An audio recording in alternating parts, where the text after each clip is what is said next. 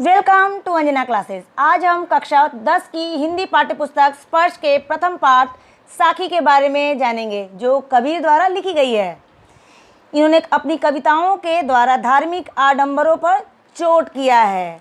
कबीर 15वीं सदी के भारतीय रहस्यवादी कवि और संत थे। वे हिंदी साहित्य के भक्ति काल युग के ज्ञानश्रयी निर्गुण शाखा की काव्यधारा के प्रवर्तक थे।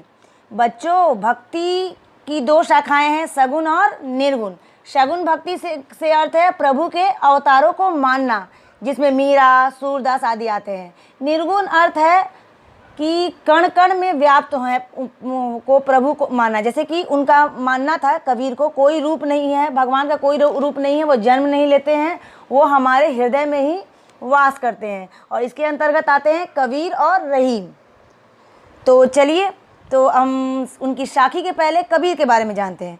कबीर दास का जन्म जो है 1378 में हुआ और मृत्यु 1518 में। इस प्रकार उनका जीवन जो है लगभग 120 वर्ष की उनकी आयु थी।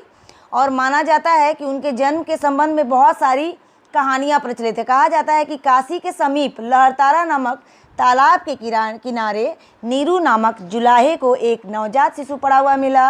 वह उस बच्चे को उठाकर अपने घर ले गए और उनकी पत्नी का नाम नीमा था। उन्होंने इस बच्चे का लालन पालन किया। यही बालक आगे चल के कबीर दास के नाम से प्रसिद्ध हुआ।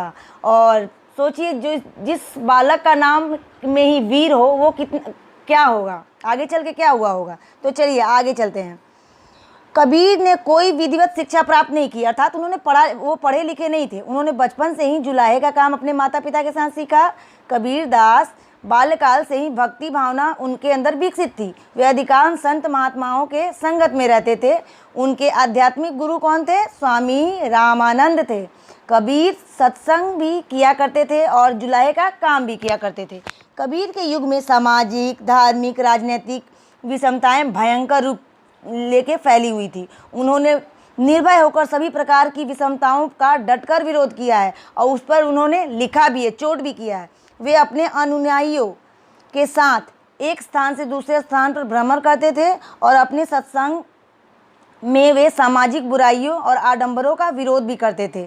समाज में प्रेम, समता, सत्यता, भाईचारे का संदेश देते थे। वे शास्त्रीय ज्ञान की अपेक्षा अनुभव ज्ञान को अधिक महत्व देते थे। कारण कि वो पढ़े लिखे नहीं थे ना, तो जगह जगह घूमते थे बच्चों, और जगह जगह जो अनुभव प्राप्त होता था वो उसी ज्ञान को मानते थे। वे मानते थे कि ईश्वर एक है और ईश्वर का कोई रूप नहीं है, वो हमारे अंदर ही विद्यमान है, वो हमारे अंदर ही है। कबीर का विवाह लोई नाम की स्त्री से हुआ था। अरे यार, चलो अच्छा है, लोई, ये कभी नहीं भूले, नाम थोड़ा अजीब है, तभी हम कभी भूल नहीं पाएंगे, है ना। और उनके बच्चे का क्या नाम था? कमाल, जिससे उनकी लोई नामक पत्नी से उनका कमाल नाम का पुत्र हुआ। कमाल का नाम है। कबीर का मन गृहस्थ जीवन में नहीं लगता था। उनका अधिकांश समय तीर्थों में साधु संतों के बीच में ही व्यतीत होता था। अंत में वो मगहर नामक स्थान पर चीर निद्रा में विलीन हो गए, अर्थात कि उनकी मृत्यु हो गई। उनकी रचनाएं जो थी वो 3 भागों में थी विभक्त थी, रमैनी, शबद और साखी।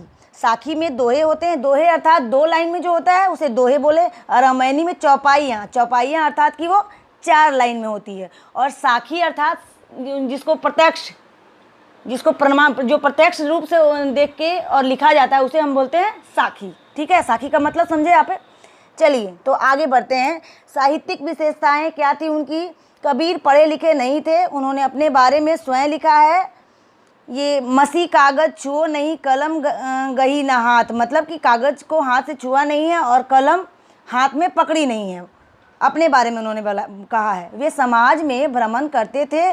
जब भाषा में कविताएं रचते थे, उनके शिष्य उन रचनाओं को लिपिबद्ध करते थे। मतलब कि वो जो देखते और सुनते थे बच्चों, जो भी वो देखते और सुनते थे, वो उन्होंने अपने शिष्यों को बताया और वो शिष्य उनका लिखते थे। मतलब वो खुद नहीं लिखते थे, उनके शिष्य लिखते थे उनके दोहे को।